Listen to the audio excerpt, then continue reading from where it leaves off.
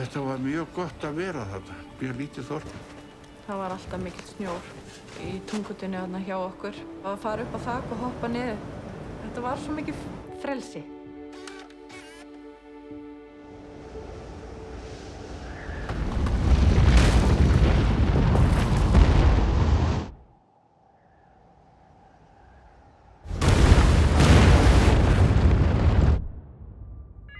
Snjóflóð féll í Súðavík klukkan 6:25 í morgun. Aðstæður á Vestfjörðum hafa verið með ólíkindum erfiðar. Og áttum okkur á því að það var fullt af húsum sem voru bara horfin. Á einhvern veginn hefði maður ekki trúað því að það gæti nokkuð fundist á lífi í þessu.